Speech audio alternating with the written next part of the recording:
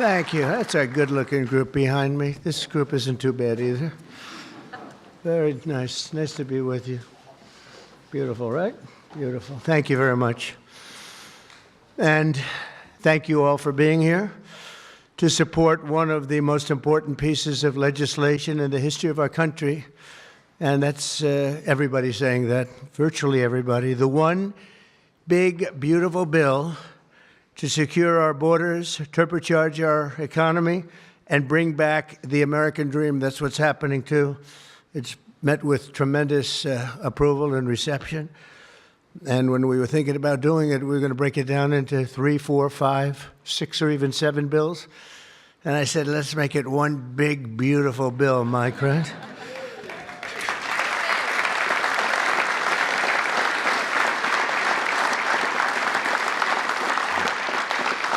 They actually said it would be very much harder to get this way, but it would be better. And the truth is, I think it worked out well because there's something for everybody, and I think in many ways much better. We're delighted to be joined by Secretaries Marco Rubio, Scott Bessent, Pete Hegseth, Doug Burgum, Doug Collins, Sean Duffy, Howard Lutnick, Linda McMahon, Brooke Rollins, Scott Turner, Chris Wright. Wow, that's a hell of a group. I think that's the biggest group of cabinet members. That's the biggest group of cabinet, and we're not finished yet because we have our great Attorney General Pam Bondi here, U.S. Trade Representative, and he's working around 24 hours. We have them one after another. Countries come. Everybody wants to be with us because we have the hottest country in the world. A year ago, we had a disaster on our hand. We had the coldest country, I think, by far. And now we have the hottest. The King of Saudi Arabia, when I was there, we brought back $5.1 trillion between Qatar, Saudi Arabia, and UAE. And all three said, great leaders, they all said to me the same thing. You know, it's amazing. In 4 months at that time, now it's getting to be close to 6. But in 4 months, they said, you have the hottest country anywhere in the world. It's not even close. And they thought we were dead a year before that. They said, I thought you were dead. The country was dead. And it was pretty close to it. But we have the hottest country in the world, so it's great. And Trade Representative Jamieson Greer is very busy because, where are you, Jamieson? Everybody wants to make a deal and have a part of it, right? I know you and Howard and Scott are working overtime, making deals with other countries. Remember a few months ago, the press was saying, do you really have anybody of any interest? Well, we just signed with China yesterday, right? Just signed with China. We have everybody. We're not going to make deals with everybody. Some we're just going to send them a letter, say, thank you very much. You're going to pay 25, 35, 45%. That's the easy way to do it. And my people don't want to do it that way. They want to do some of it, but they want to make more deals than I would do. But we're having some great deals. We have one coming up, maybe with India, very big one, where we're going to open up India. In the China deal, we're starting to open up China, things that never really could have happened. And the relationship with every country has been very good. And we also have OMB Director, who's very busy also, Russ Vogt. Thank you. Thank you, Russ.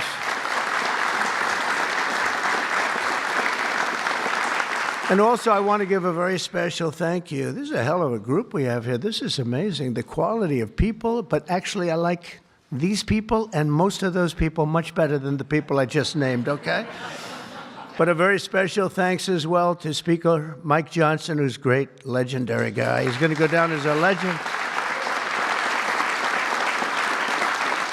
A great friend of mine, a fantastic Senator, Roger Marshall, wherever you may be. Roger, thank you very much. Thank you. Bernie Moreno, great win Bernie had in Ohio. Bernie, great win. That was a tough race. They said that was not winnable, and he won by about 5 points, so that was pretty good. So much for not winnable. Mike Lee is here. Mike, hi, Mike. Thank you, Mike. Tim Sheehy, another tremendous win. Way to go, Tim. Young, handsome. That was another race that wasn't supposed to be able to be won. They said, well, we have a very young, handsome guy. I said, does that matter? Looks don't matter, do they, Mike? Looks. Anyway, great job. You can't help it. You can't help it. Great. That was a great race, along with Representatives Paul Gosar, Greg Murphy, Tom Kaine, Jen Kiggins, Rob Bresnahan, who's where is Rob? Stand up, Rob. Let me see you. Good. He's done a fantastic job. And Ryan McKenzie. Thank you, Ryan. Thank you all. That's great. It's a big group of people. We're here this afternoon to share the stories of an incredible group of patriots from across the nation whose future we are defending with the one big, beautiful bill. This is the ultimate codification of our agenda to, very simply, a phrase that's been used pretty well by me over the last 10 years, but maybe even before that, make America great again. Very simple, make America great again. When Joe Biden used to get up and say, we will stop this horrible MAGA. We're going to stop MAGA. We're going to fight it. I said, Joe, loosen up. It's called Make America Great Again. It's okay. Remember that he got up so angry. He was so angry. He said, make America great again. But we'll deliver a record tax cut, a record spending cut, a record investment in border security. We've done so well on the border. You know, last month, we had 0 people that crossed the border. 0.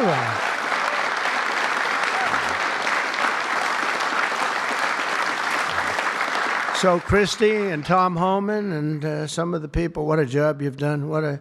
But, you know, people forget about that. They don't care. The border's been fixed. I wanted to talk about the border 2 days ago at a big group. Sir, they don't want to hear about the border. Why? It's fixed. You know, it's the second time it happened to me. In 2016, I won on the border. I fixed it in about 3 months. It was beautiful.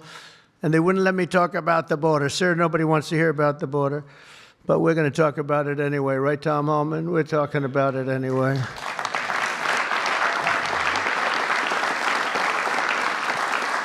So we have a big number of dollars that's coming here because we want to keep it that way, and we want to keep it fixed, and a record number of deportations. We're bringing criminals out by the thousands. Nobody can even imagine. They let people in that were murderers, 11,888 murderers, gang members, people from mental institutions and insane asylum. You know what that is? That's insane asylum. That's a mental institution on steroids.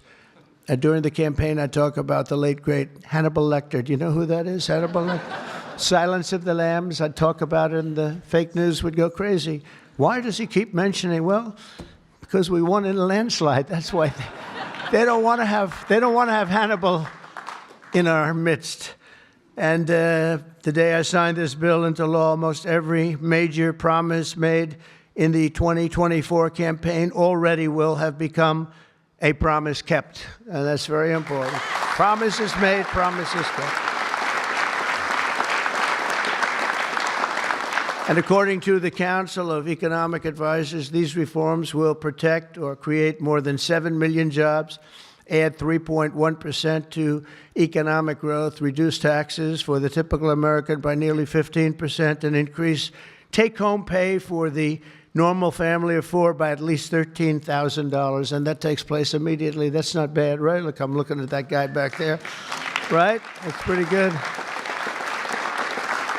And if we had a person over at the Fed that would lower interest rates a little bit, that would be helpful too. It's hard to believe. This is on top of, we have to fight this guy. He's not doing the job. Each point that he keeps it up is the equivalent of $300 billion. $300 billion. So if he lowered it to, it would save $600 billion. We have to work hard with cuts on that, right? That's a lot of cutting. And this guy could do it so easily. We don't have inflation. Well, we might have inflation. Yeah, and if you do, you raise the rate a little bit. That's okay. But we're going out because Biden gave us a lot of short-term debt. And in giving us short-term debt, he did us no favor. So I think what we'll do is we'll probably just extend the short-term debt and then go out, because I don't want to tie it up for 10 or 15 years at a high rate. But every point is it's really more, is $300 billion. So if we got it down to 1%, we're talking about almost $1 trillion in saving just with the stroke of a pen. No work, no missing anything, just like an accounting situation. Oh, Doug Collins. I just see Doug. Did I mention you, Doug? I don't think so. I'm glad I saw you. I'm glad that somebody's going to be in big trouble with you. They didn't write your name down, Doug. Somebody's in big, somebody's in, I got you. So we think of that, though. We save, and all you have to do, it's so simple. I'm explaining to this guy, and Biden extended him. That wasn't good. I'm explaining to him, you can do so much for our country. You could save $1 trillion just with a stroke of a pen. Just a little, the utterance of a sentence that we're going to be cutting. It's a shame. It's a shame. We're one of the highest.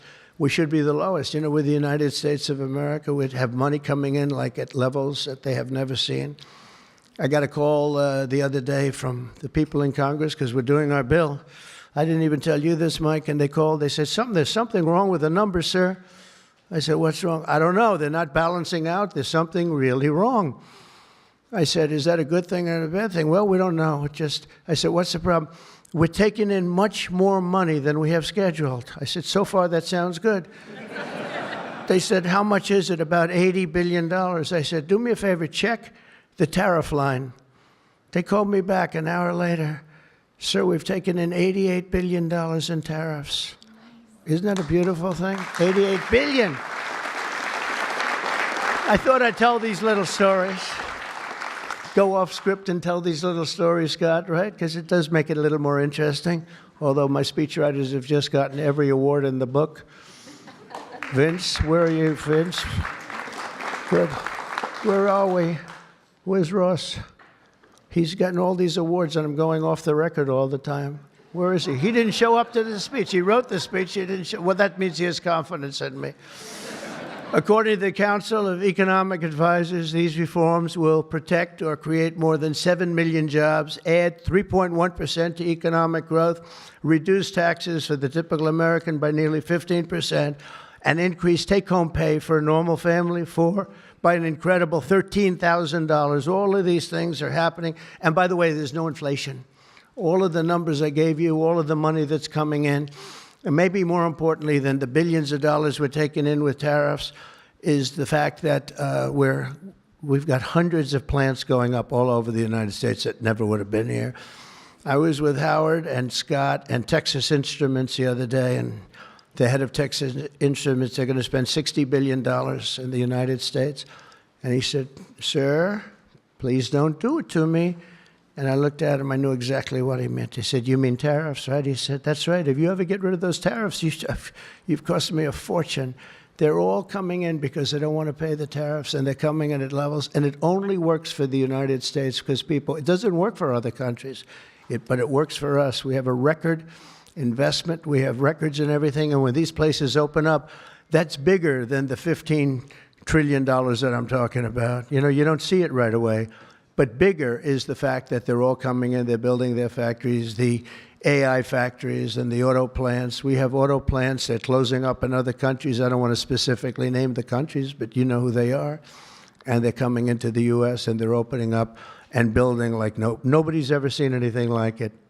I don't call it a miracle. I call it, this should have been done 40 years ago. We would have never lost our auto. We lost 50% of our auto industry to China, Mexico, Canada, and various other countries. Should have never happened if you had a president that said, we're going to charge you tariffs. You're not going to build next to us. Send it in and take away our jobs. If you would have said 25, 50, or 100% tariff, not one company would have left. But they weren't business people. They were politicians, not very good ones, and some good ones, but some really not good at anything, to be honest with you. We're going to stop the largest tax hike, and we're going to do that in history. This would be, if the bill doesn't pass, there'll be a 68% tax increase. Think of that, 68%, which would be the largest in history by about 40 points. And we'll make the Trump tax cuts permanent, expand the child tax credit, and we will deliver no tax on tips, no tax on overtime, and no tax on Social Security for our great seniors.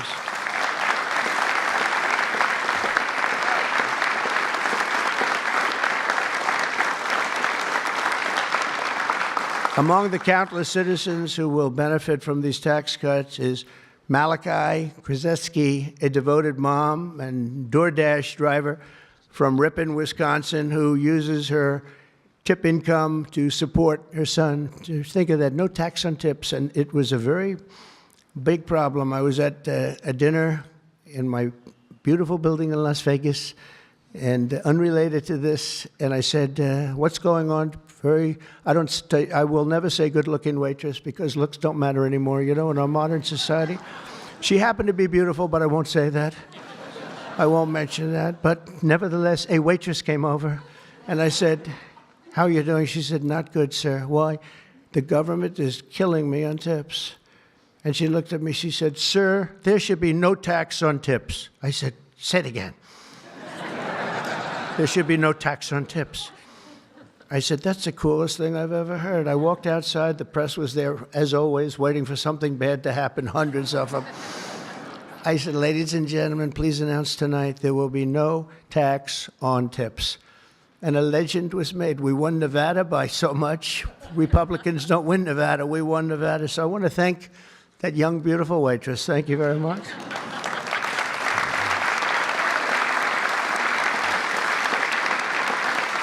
But with no tax on tips and other cuts, this bill will save Malachi thousands of dollars per year, enabling her to achieve her goal of visiting every U.S. state with her son. She wants to visit every state by the time he's 18 years old. So, Malachi, it sounds to me like you're off to a fantastic start. And where are you, Malachi? Where are you?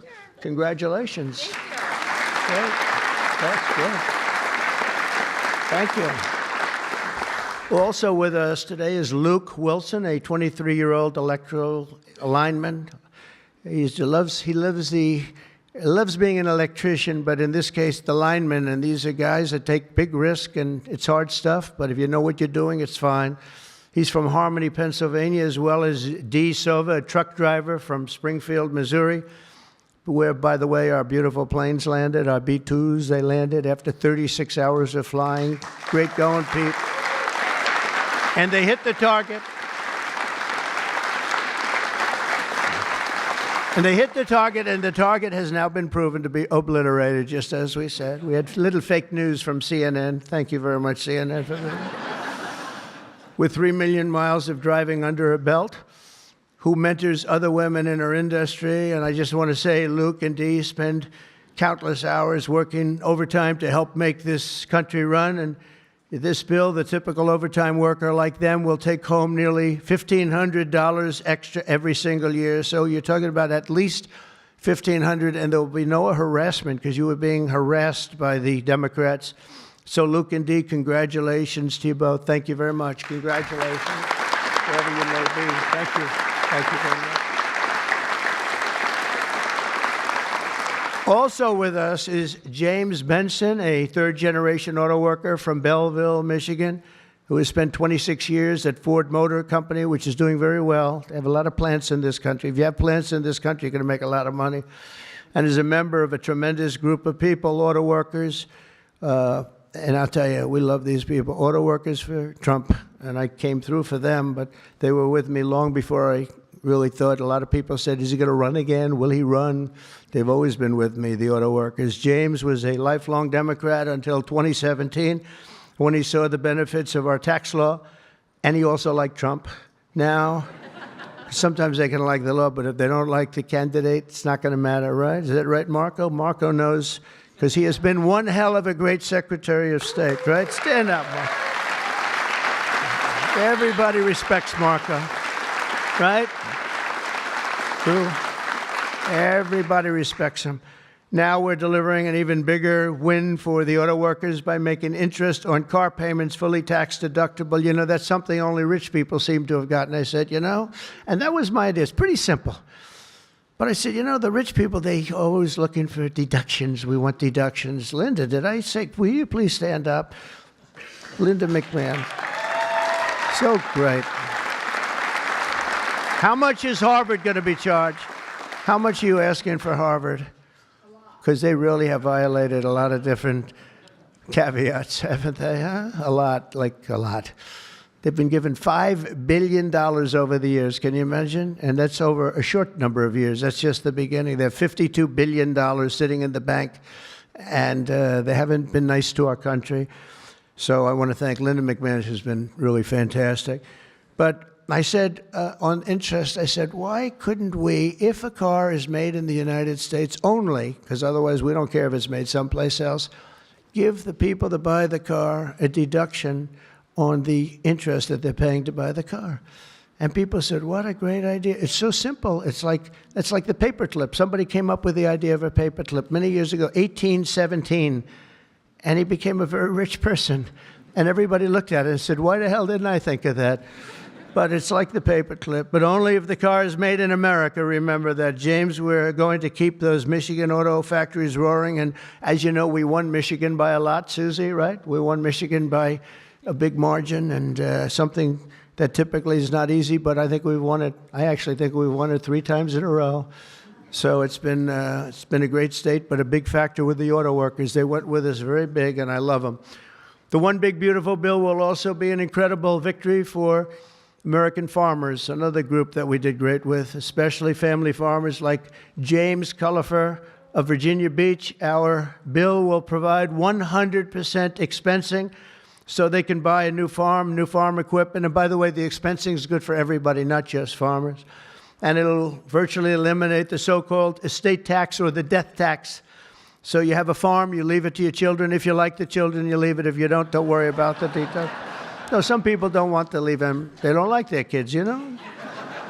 Anybody in here not liking their children, farmers? But if you like your kids, you want to leave it. And a lot of times what was happening before I got there, because I put this in the first tax bill, as you know, but people would die, they'd leave their farm. There was no cash, but there was value to the farm, sometimes good value. It's called real estate rich and cash poor. And the kids had no money, and they'd be foreclosed out by a bank. They'd borrow money to pay the estate tax. You don't have to pay estate tax anymore. That's pretty big stuff. So for the farmers and for others in small business, it's great. But James's family has been working in the land for generations, and with this bill, we will ensure that family farms like his can stay in the family for many generations to come. Where's James? James, around? Where's James? Where's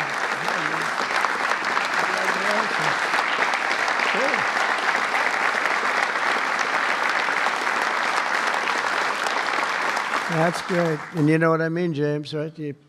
People pass away, they love their kids or whoever they're leaving, but they love their kids especially. And you won't have the family farmer anymore the long time because they were losing them to the banks, and they were losing them at record numbers. Not going to happen anymore. There's no tax. We're also going to empower American parents by expanding opportunity scholarships to provide school choice. School choice is a big deal.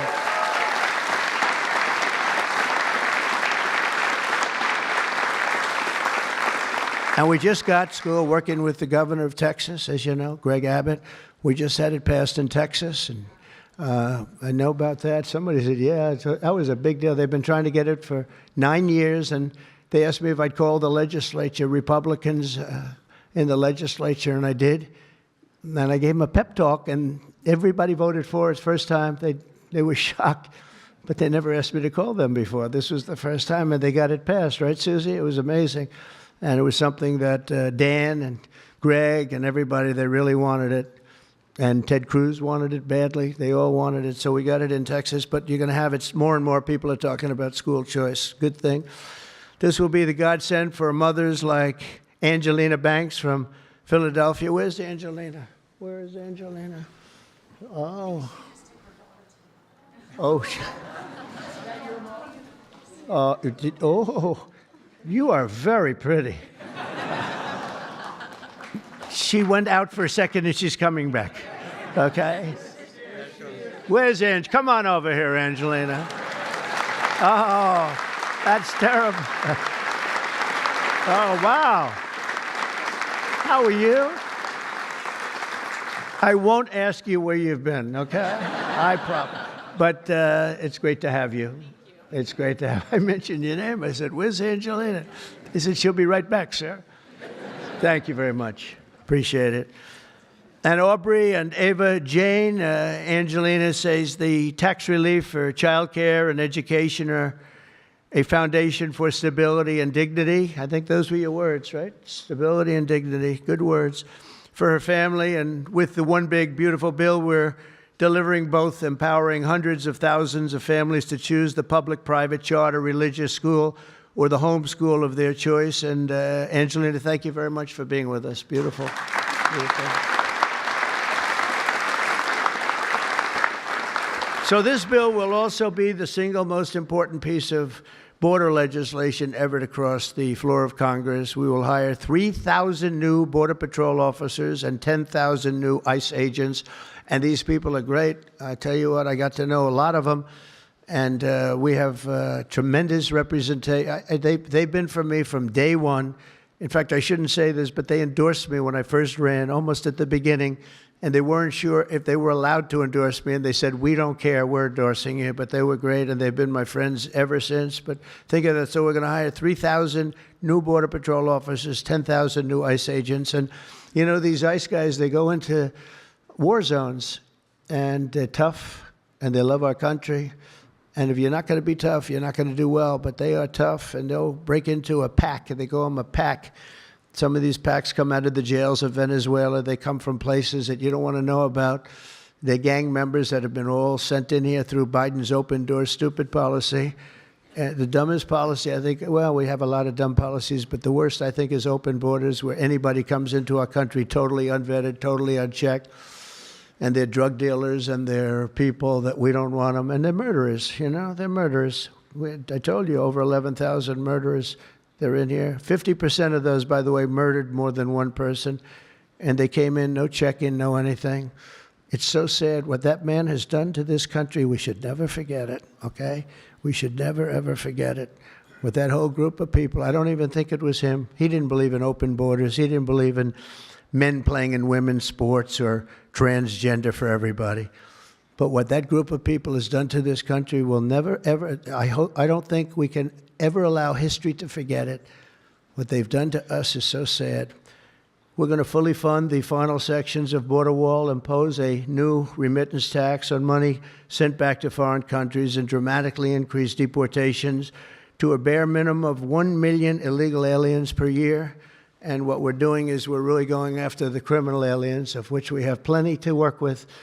People say, well, that's a lot, isn't it? Well, remember, these countries are very smart. They're headed up by people I know. In almost all cases, they're very smart people, and they're people of great common sense. They're not sending their good people out.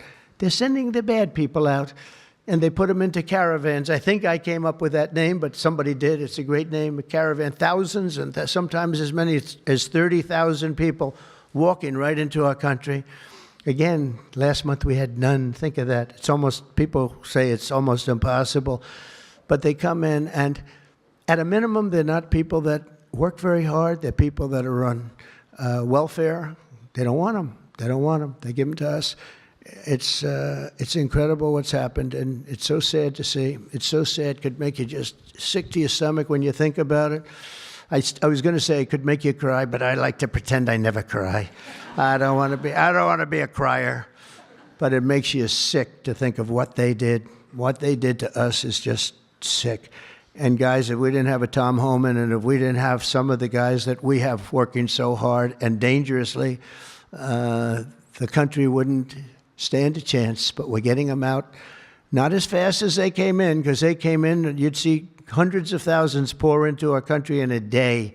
But we're getting them out. And here today is Angel Dad Joe Abraham, the Angel Moms and Angel Dads. These are incredible people. They lost their precious 20-year-old daughter, Katie, in a hit and run after she was struck by an illegal alien from Guatemala.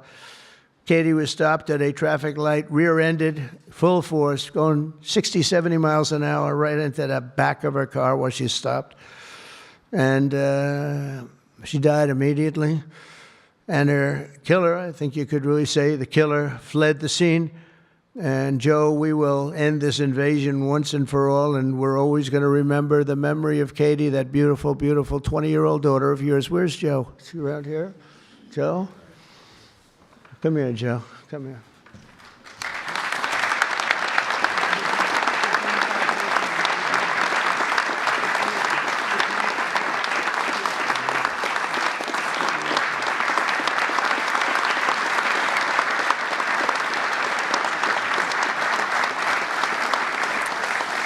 Ah, boy, oh, boy, oh, boy.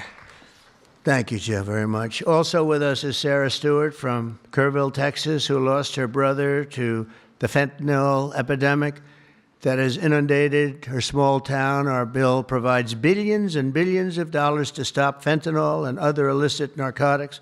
We're also charging other countries like Mexico, Canada, and China billions of dollars in taxes that we put on because they've allowed people that are selling fentanyl to go through their countries, or in the case of China, they send it here, and paying a lot of money at least, but would rather stop it. I think we're doing a big job of that, but would rather stop it. And other illicit narcotics pouring across the border and stealing more American lives. And thank you. Sarah will not rest until that fight is done. We're going to get that fight done. Sarah Stewart is where? Sarah? Hi, Sarah. Beautiful. Thank you. Good guy, huh? Yeah. I can see that. I also want to thank the president of the National Border Patrol. His name is Paul Perez. He's been with me from the beginning. And Brandon before him. These are great people. I've gotten very friendly with some of these people from Border Patrol and ICE because I'd call them once every 2 or 3 days. How we doing? How we doing? How we doing? If you remember, Kamala was the border czar. And in 4 years, she never made one call to Paul or Brandon or anybody else. And I'd like to have Paul come up, say a couple of words. If you're here, Paul. Where are you, Paul? Oh, there you are. Go ahead, Paul. President Trump made promises that he's kept. Now it's time for Congress to back him up. We need to end the chaotic and recklessness that Biden allowed into this country. The millions of people that are out there, we're going to get with this big, beautiful bill. We've got the funding, we've got the technology, we need everything in that bill to get it done so that no more families are victimized. And those that have victimized families, we can go get them out with ICE. Our officers and agents are not afraid. We're ready to take this fight to them, and we've been so because of President Trump's leadership. Thank you, sir.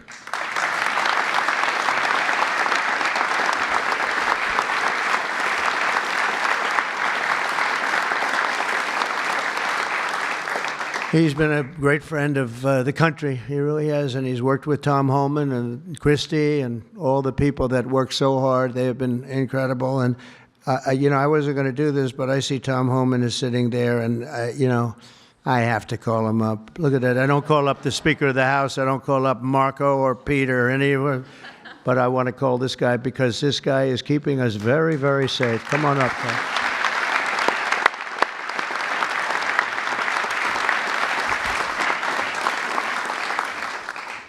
Well, look, I think this issue of the big, beautiful bill should be nonpartisan. I don't know what the hell's the matter with everybody up in Congress? People are dying every day. ICE is arresting 3 times as many criminals that the Biden administration did. We're taking public safety threats and national security threats off the street every single day. But we got over 600,000 illegal aliens with criminal histories walking the streets of this country. We got less than 5,000 deportation officers. This should be a no-brainer. The more resources we get, if we get this bill passed, we got more agents on the road. We buy more beds, we get more transportation flights. More agents means more bad guys arrested, taken off the streets of this country every single day. Every day we arrest a public safety threat or national security threat, this makes this country much safer. Who the hell would be against that? And I get irritated, I get pissed off because I'm sick of meeting angel moms and dads. You want to talk about family separation? They buried their children. So I've done this since 1984. I've worked for 6 different presidents. No one has had the success of the Trump administration. We got the most secure border in the history of this nation today.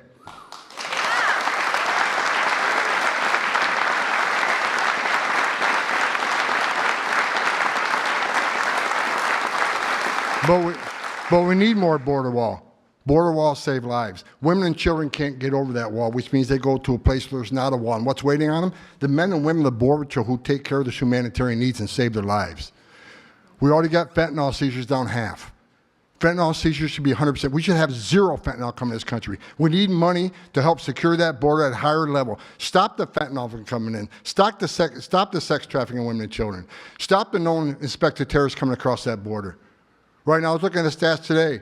ICE is arresting a record number of known suspected terrorists in this country, along with the FBI. With more money, we can arrest more of these people, make this country safer. This is a nonpartisan issue. Let's make this country safe again. So to the Democrats and the Republicans and the Independents, I don't care who you're from, pass the bill so we can make this country safe, so we can stop the violence against ICE officers.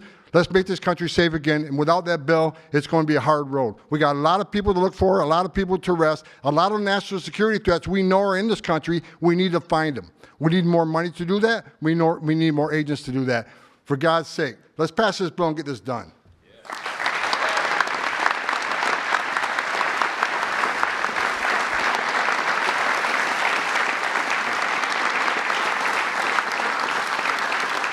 He got so angry he didn't even shake my hand or look at me. Just.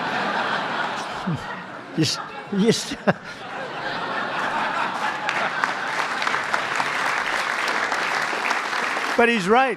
He's right. And we have no money for the border if we don't pass this bill. We have virtually nothing.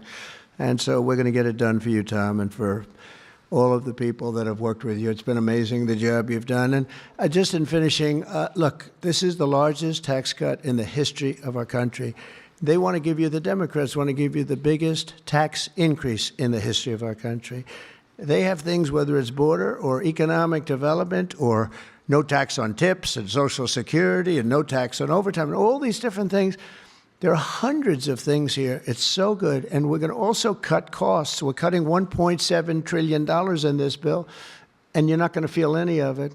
And your Medicaid is left alone. It's left the same. Your Medicare and your Social Security are strengthened. We're not cutting. The Democrats are going to destroy all three of them because it's not sustainable. They'll end up cutting your Medicare, Medicaid in half. So we're going to do a real job. It's so important. So if you can, call your senators, call your congressmen. We have to get the vote. I want to thank you. You have been unbelievable, Mr. Speaker. You have worked round the clock for months,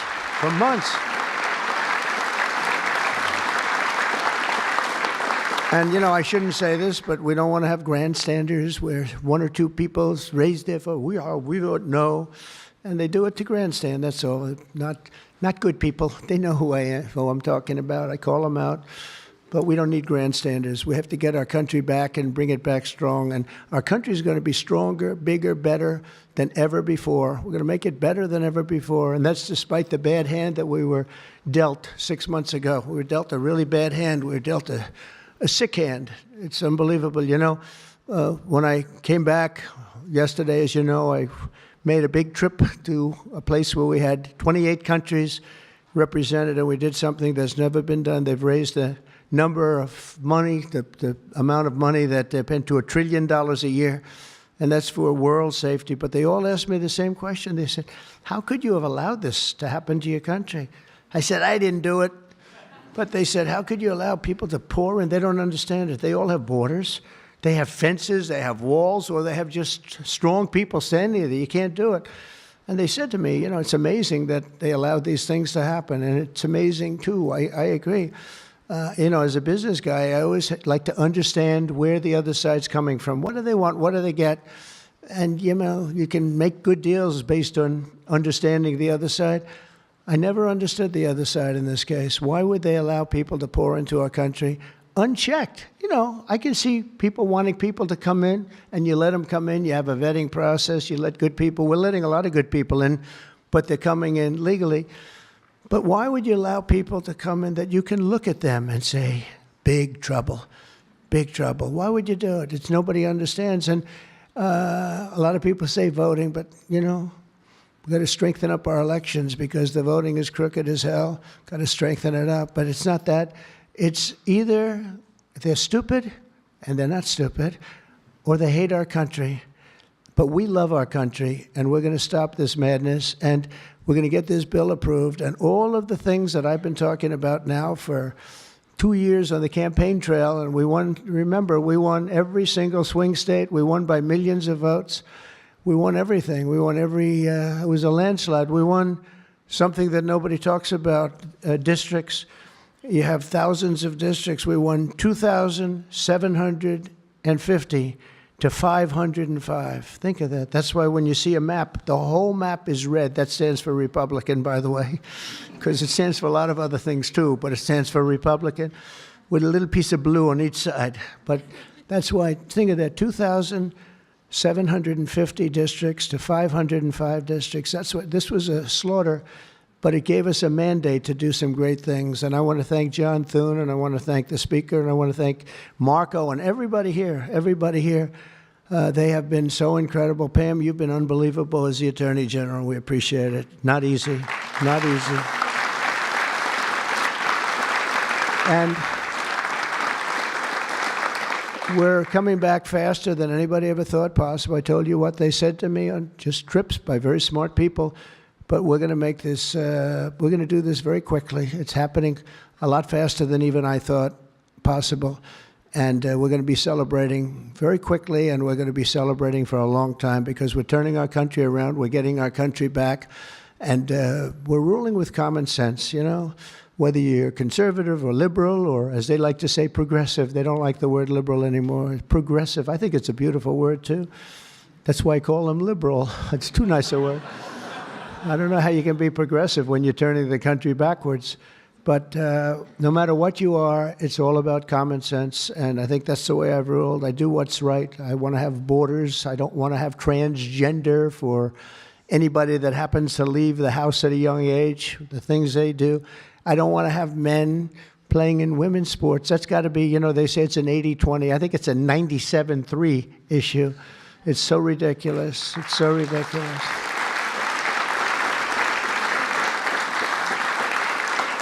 There was a long-distance race the other day, or at least reasonably recently, and they had a top man and they had top woman, but it was a woman's race, and the man entered. He happened to be transitioned. Isn't that lovely? And he entered the race, and he beat the champion woman by 5 hours and 14 seconds. 5 hours, that's a lot. Think of it, you're waiting 5 hours for your beautiful daughter to come in. Come on, baby, let's go. You can do it. He won by 5 hours and 14 seconds. It is crazy, and it's so demeaning, and they don't want to change. I see it the other day. Guys like Schumer, our great Palestinian senator, this guy, no, he's changed. He used to like Jewish people. Now he's totally against Jewish people. It's the most incredible transformation I think I've ever seen. But who would allow this to happen? In other sports, the same thing. Try the weightlifting numbers someday. You want to see some big differences. In a million years, the women will never catch these numbers. It's not going to happen. And it's very demeaning to women. And I don't like it when it's demeaning to women. So we're turning the country around fast. We love you all. Thank you very much. And good luck. Thank you.